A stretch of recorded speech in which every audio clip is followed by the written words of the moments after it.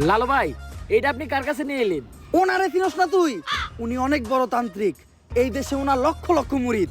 উনি নতুন একটা বই লিখছে, বইয়ের নাম শয়তান ধরার গর্জন। যেই বই পইরা নতুন কইরা লাখ লাখ মানুষ তান্ত্রিক হইতাছে। কিন্তু লালু ভাই, আশেপাশে তো কোনো তান্ত্রিক বা মুরিদ দেখতেছি না। আরে ওগুলা তো সব ফেসবুক আর টিকটকে। বাবা, সঞ্জনা নামের এক আত্মার আমার ধরতে হইব বাবা।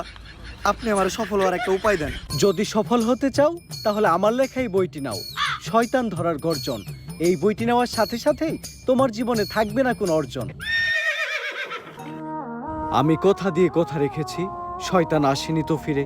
আমি শয়তান তাড়ানো গল্প লিখেছি আমার সারাটি জীবন ধরে। আমি অন্ধকারে মোমবাতি জ্বালিয়েছি, তবুও পাইনি ভূতের খোঁজ।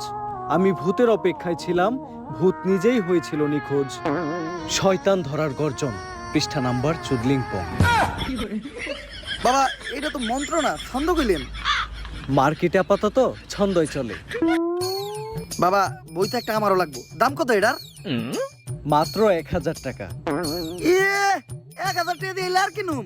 1000 টাকা হাতে নিয়ে ভূতের ডাক দিলে ভূত নিজেই চাল চলে পড়বো। 1000 টাকা দিয়ে বইয়ের দাম, এই বইয়ের বিশেষত্ব কি? এই বইটা আমি আমার নিজ হাতে লিখেছি। দেহি হাতের এত খারাপ। দেহি বইয়ের প্রথম পৃষ্ঠায় কি লেখা? মানুষকে ভোদাই বানানোর 100টি উপায়।